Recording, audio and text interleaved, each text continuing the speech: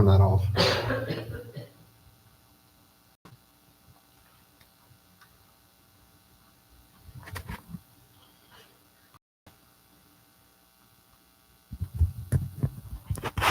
Good evening. Forgot that I had this on up here. That's feedback. Ben, is that what you were hearing a minute ago, Ben? Yeah, I don't know. I don't know what it is. Anyway, good evening to all of you here with us this evening. As we mentioned, and as you can see on the board right there, we'll be talking about the 12th apostle of Jesus in this series of lessons, and this is Judas. It's lesson 8 because, as you remember, a couple of these had to be because we would have been done in about 2 minutes if we had only talked about a couple of those. But tonight we're going to talk about Judas. But I do want to say, I actually was, I guess I was wrong earlier. I'd said that this will be our last one, but I think I'm going to extend it with 2 more. We're going to talk about the 13th apostle, Matthias, who replaces Judas. And then I think we'll talk about the apostle born out of due time, which would be Paul. I don't think we may find another couple things in there as well. I don't know if I can find enough for the people that lost out to Matthias when they decided to pick him. I don't know if we can find the runner-up and the bronze medal winner, but if I find that, we'll try to extend that as well. I want to talk a little bit, though, about Judas, and I would say for most of us, at least in name and maybe in story as well, that Judas is probably about the most widely known of the apostles. Not so much that we know a ton about him, although compared to a lot of the others, there's a lot of information about him. But also we have sort of a infamous knowledge of him as well. I would imagine that we know that Judas betrays Jesus, and I could probably pose the question for how much money, and you would be able to tell me it was 30 pieces of silver, right? I would imagine that we might know that one pretty well. All of that, of course, which led to the death of Jesus on the cross. But I want to talk a little bit about Judas this evening. And what is interesting about it is his name, Judas, which is Greek, or Jude or Judah, which is Hebrew. That was a very common biblical name, right? We've seen apostles that had that same name. Jesus had a brother with the same name as well. And so, as we've mentioned with a few of these, they have what we would like to call a last name, what eventually sort of evolved into last names, but at the time, just secondary surnames that kind of gave a little bit of information about them as well. And so often we'll see Judas, and then we'll see the second name after it. I think this morning in Ben's class, Lucille was reading something. She said Judas, and then the second word was Iscariot, right? Iscariot. And so what does that mean? What is that last name? What is that name? Well, it's not as simple as when we talked about Simon Peter, who was Bar Jonah, the son of Jonah. This is actually one that there's quite a lot of guesses, but not a whole lot of information about what it is. It's thought to be a Greek rendering of the name or the phrase, the man from Kerioth. But if you talk to Bible scholars, that's hotly debated and not really agreed on. But it would make sense that it might be some sort of descriptor of where you're from, because we've seen that quite a bit. We've seen the child of, we've seen locations of, and we've also seen greater or less, maybe a descriptor of physical size or presence within a community or whatever. Those are all fairly common. But I can say this pretty safely, that while the name Judas shows up quite a bit in the Bible, how often do you see it today? I would dare say that we don't see it very often at all. Now, we do see Jude and Judah quite often, but there's clearly a divide between it. If you know somebody who's expecting a baby and you ask them, what is the name going to be? I would imagine that they'll go a long way down the list before the name Judas is used, right? That name probably won't be used very often. Why? Well, for Bible's sake, it's synonymous with the idea of a traitor. We have a similar name in the United States, and I would imagine other countries have names that have people that as well. But some of you may remember from way back when that Benedict Arnold was a soldier in the U.S., well, not the U.S. at the time, the colonial army, and he ends up, during the Revolutionary War, going over to the British side. How many people do you see named Benedict? That's been 250 years ago, and that name's not coming back none too quick either. It's synonymous with the idea of traitors. And so we name people quite often after, like we said a minute ago, who their parents are, or maybe a descriptor of something else, or maybe because of a name that we like. But we don't usually use these names that are traitors. The thing is, Judas's name was not that way until the decisions that he made. He was not a traitor until he was a traitor, right? He made the decision there to do what he did. He appears several times within the New Testament, and I think that we're pretty much in agreement, although the story is told slightly different about by the gospel writers, that he betrayed Jesus. Now, what are the motives for doing this? Well, that's really difficult to discern, right? Because you see this quite often when something happens and something bad happens. Maybe the question is, why did this happen? Well, if you ask 20 people, you'll probably get 20 different answers, right? And sometimes the answer that we give the first time we hear it changes a little bit later, right? We spend a little time to think about it. And maybe when we're 40, 50 years down the line, we reflect back on it and think why as well. And I think we see a little bit of that in the scriptures as well. And we'll talk about that more as we go on through the evening here tonight. Let's talk about Judas in the Bible. Judas in the Bible. Well, Judas may have been considered good with money. You know anybody that's good with money? I always get tickled. People always say that people are good at computers. What does that even mean? All right. That's clearly a statement that people that are like 60 or older say that doesn't really get said by people that are 40 and 20. Like, boy, you're good with computers. You can hit the, that's impressive. Right? But we use those terms quite a bit, right? And we kind of know what it means. When we say, well, Judas was good with money, maybe he was trustworthy. Well, why do we say that? Well, because he was designated as the treasurer for Jesus and the apostles. We'll see that in a second. But it's interesting to note that the passage where we read about Judas being good with money, or being the treasurer, is actually the passage that tells us he was really, really bad with it, right? I want you to turn for just a second to John chapter 12. We're going to look at 3 verses. John chapter 12, verses 4, 5, and 6. I believe this is what Lucille maybe read this morning, but I could be wrong. John chapter 12, verses 4, 5, and 6. It says, but one of his disciples, his being Jesus, one of his disciples, Judas Iscariot, there's his name, Simon's son, so there we know who his father was, who would betray him. Now it's interesting that this is there right then. I think we sometimes have this impression that the Bible patent, like, slow down, Judas, I got to get this written down. That's put in there after the fact. So he would betray him. That's plugged in there. Let's go a little further. Said, why was this fragrant oil not sold for 300 denarii and given to the poor? This is when they had this oil. We'll talk a little bit more about it in a second, but this valuable oil. And he looks at this and he says, why would we not take this, whatever it is, sell it and give it to the poor? Now, if we stopped right there, put a period right there, that's a valid question, right?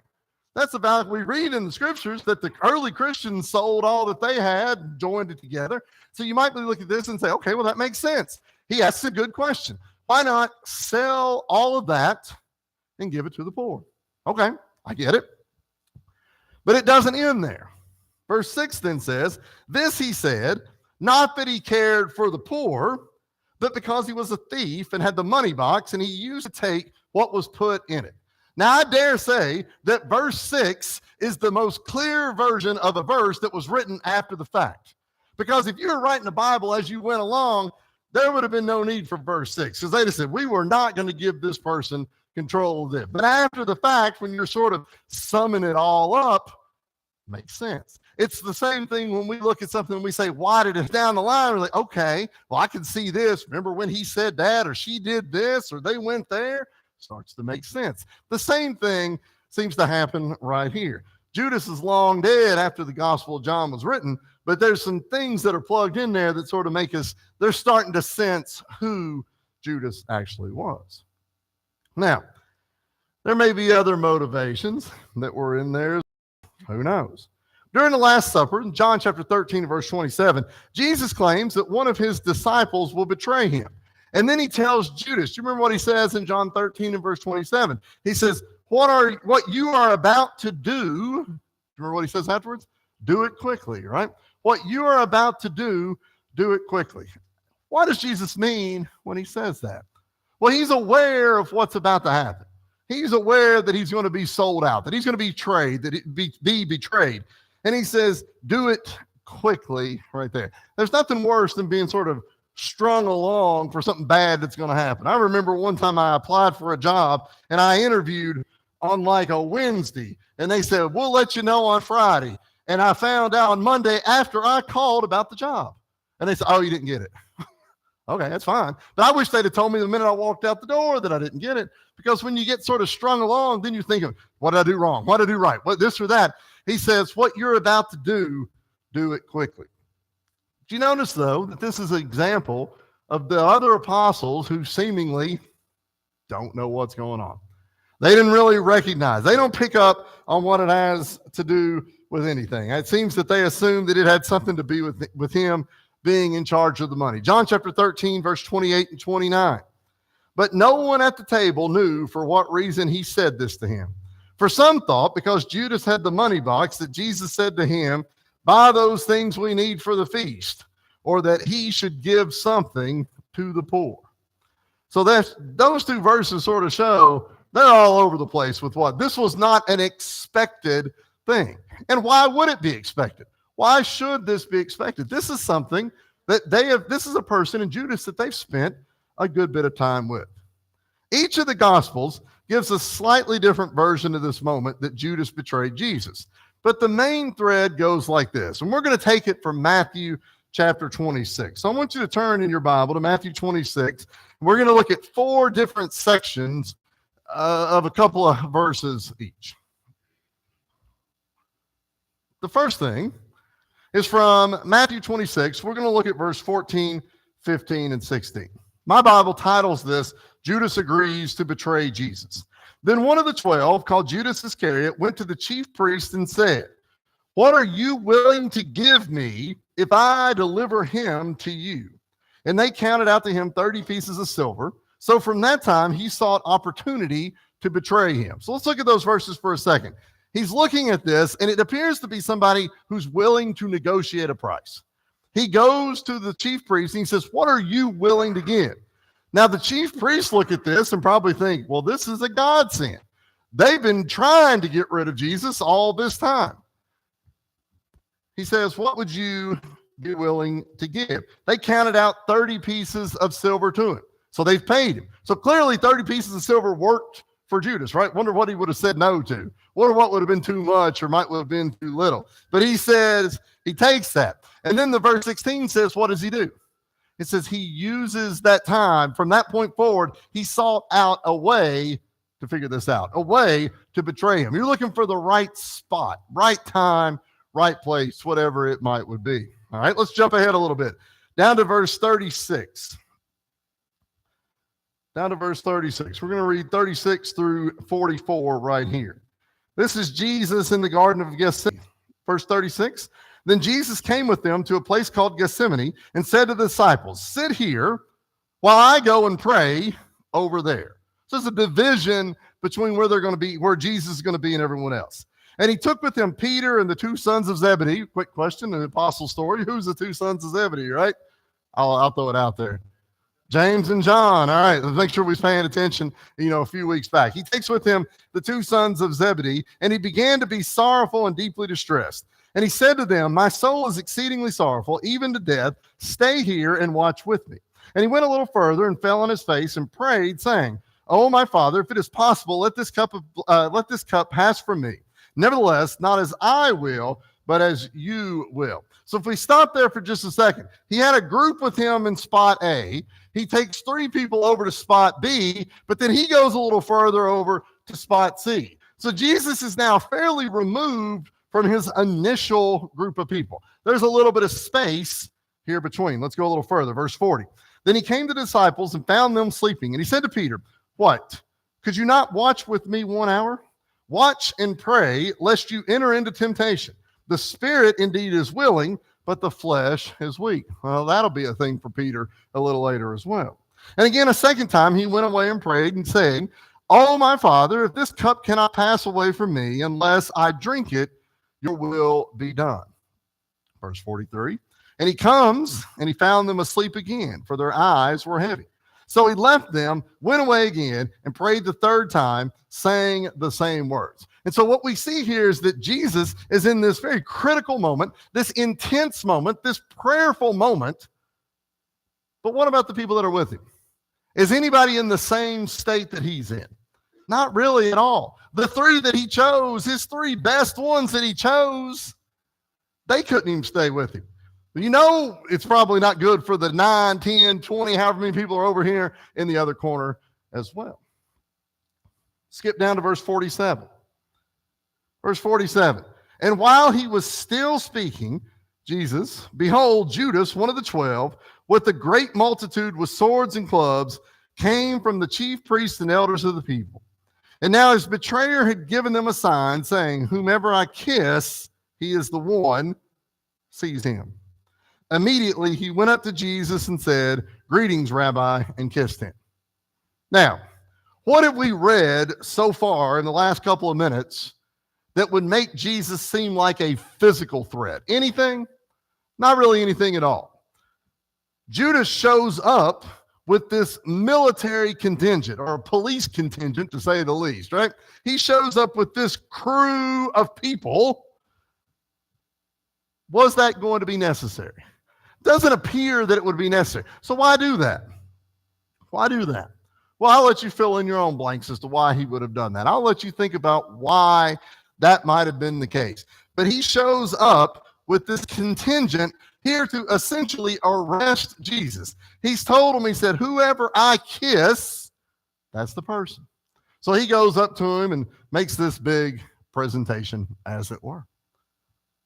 One more. This is actually chapter 27. I want to look over at verses 3 and 4. Then Judas, his betrayer, seeing that he had been condemned, was remorseful and brought back the 30 pieces of silver to the chief priests and elders, saying, I have sinned by betraying innocent blood. And they said, What is that to us? You see to it. Well, we see here that Judas has realized that he's made a mistake. He realizes that he has done wrong in this situation. He goes back to try to remedy it, but there's really no remedy to it, is there? There's really not much he could do in this situation. The people that gave him the money, they say, that's not our problem. You've done the work for us. The guy that we wanted to arrest, here he is. We've got everything done. If we take this money back, you may come back and want it. Who knows what it is? He says, that's no deal for us. So you can see how Judas starts and how he finishes. You can see how this story works its way through. So what can I learn from Judas tonight? Well, I think there's 3 things that we can learn, and we'll talk a bit about each of these as well. First, Judas participated, but was not part. Let's think about this for just a second. You remember the story where there were all of these hungry people, and they didn't have any food to feed them. You remember that story? And so it was proposed, well, we could go into town and get food, but there won't be enough. It ends up that there's a little boy, it's got a little bit of bread, a little bit of fish, and he says, I got this for lunch. Will this work? And yeah, we can make this work. They make it work. Do you remember what they did afterwards? Whenever he said they lined them up in rows and they fed them, and then they went back and picked it all up. You know who did that? You know who was involved in that? Judas. You ever thought about that? Judas was involved in that. Because all the apostles were there. They were all involved in that. Judas sat there or stood there or helped get the people lined up so they could feed them easier. And he picked it all up. Judas witnessed what took place there. I think without a doubt, based on what we read later, Judas was well aware of who Jesus was. Judas was well aware. He was willing to sell him out because he knew exactly who he was. He was present when this thing took place. You know, it's one thing to participate. There's a lot of people that participate, right? But it's another thing to be a disciple. You know, sometimes we have participants in the church. Sometimes we are participants in the church. But that doesn't necessarily make us a disciple. That doesn't necessarily make us a follower. Discipleship is a little bit more than that. It's not just being here, although that's important. It's not just singing along with the songs that we like, but that's important as well. But it's an active follower and a participant, not just in what I want to do, not just somebody who says, good job, preacher, I'll see you next time, but somebody who is actively participating in what happens within the church, trying to grow themselves and the church as well. Judas was participating, but was he really part of it?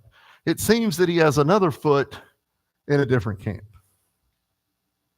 Number two, Judas was sympathetic, but I'm not sure he was sincere. We talked earlier in John chapter 12 about when Jesus was anointed at Bethany. And Judas considered Mary's alabaster jar of fragrance a waste. He said, why not sell it to the poor, right? And that money certainly could have been used in a lot of different ways. It seems like Judas was probably more interested in having a money box that was full rather than anything else. Was he concerned about the poor? Well, I don't know. We can't answer that question, right? And perhaps something changed about Judas from the early days to the later days. We'll never be able to answer that. But we do know that they described him as someone who was taking money from the treasury, taking money from the box. Now think about that for a second. Most of us, if presented with the possibility of stealing from the church, would think that would be abhorrent, right? We couldn't grasp that. We could not imagine doing that. But sometimes we think about that in the sense of walking up here and pulling those bills out of this plate. But that we can steal. Are there other ways that we can steal from the church? That's probably not the right word to use, but if we're not sincere in what we're doing, then I dare say that we're stealing time and other things away from the church. We have to be sincere in what we're doing. Think about it this way. It's easy to look at the size of a place and assume there's a lot of good being done there. This morning, while I was thinking about this, I thought I'm going to count the number of parking spaces that we have that belong to us. Now, to be fair, we take a couple from some other locations, but I'll pose it to you. Do you know how many parking spots that we technically own? 21. All right. There are probably a lot more churches that have a lot more parking spots than that. And sometimes I think we drive by a place and we see, wow, there's 500 parking spots. Wonder what all they might do. And we might drive by another place and say, boy, there's only 21. I bet there's not many people there.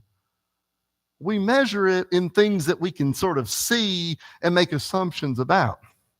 But there may be 500 parking spots and 10,000 people in the building with no desire to help anybody. There may not be sincerity that's there. I dare say that people in that situation are stealing from the Lord because they're not desiring to help others. We're not validated by how many people are in the pews, but we're validated by what we do to help spread the word of God. Last one. Judas was washed, but he wasn't clean. One time, I've quoted Seinfeld before, but he said he was starting to sweat. I can relate to this. They said, you took a shower? And he said, yeah, but it didn't take. You ever took a shower and it didn't take? Sometimes after you mow or whatever, you're wringing wet, you shower and you get out and you're like, I probably just need another shower. Like that just didn't take right there. Right? I washed. I'm not sure that I'm clean right there. In the scripture reading that Tom read there a minute ago, Tom, you had to do it since Jimmy wasn't here, since it was 17 verses. It had to be for you tonight. But we saw Jesus wash the feet of his disciples. I want to think about a little bit of finishing up with some time at the Lord's Supper. And at this time, Jesus, knowing his time to depart was imminent, demonstrates a couple things. Love, but also this morning as well. But Jesus loved all of his disciples, even till the very end. Peter, Andrew, James, John, Philip, Bartholomew, Thomas, Matthew, right? James, the son of Alphaeus, Simon, also Thaddeus, right? But that's only 11. But he loved Judas just the same. Even when it came to Judas, Jesus washed his feet. Despite all he had experienced with Jesus, how did Judas respond to that?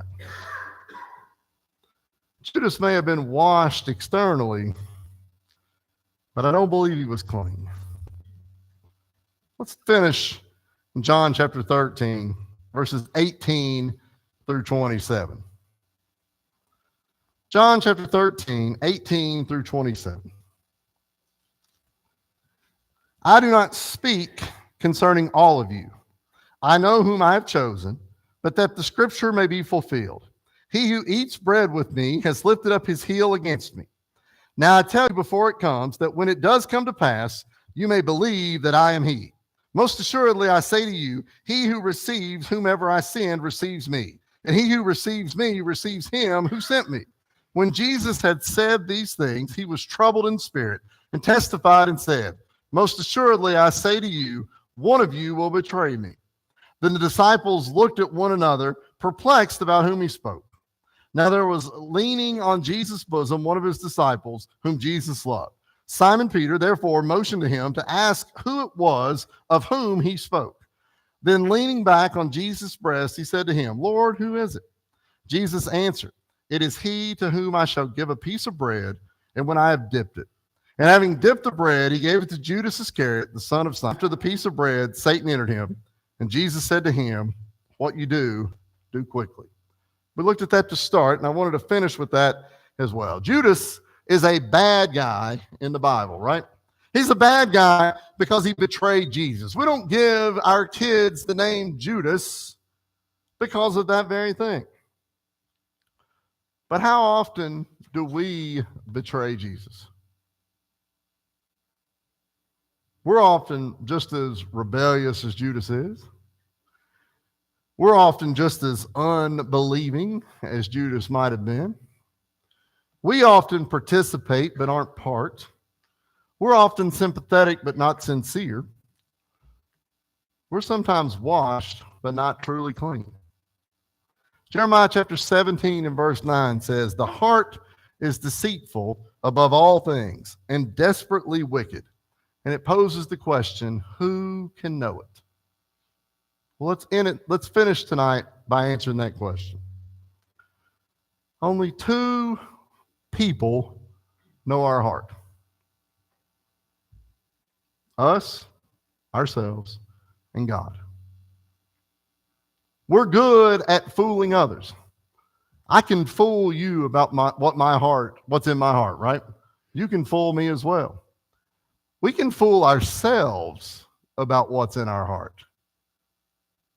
But we can't fool God about what's in our heart. But I'm interested to say and interested to think that when this was all said and done, that Jesus still held out hope that Judas would change. And if there's any lesson that we can truly take from that, is no matter how many times we do wrong, no matter how many times we betray, no matter how many times we mess up, the door is still open for us to fix that. But we can't fix it by going the other direction as Judas did. It's up to us. It's up to you to make that decision. Whatever it is, if there's anything that we can do for you, however it is, we invite you to come while we stand and sing.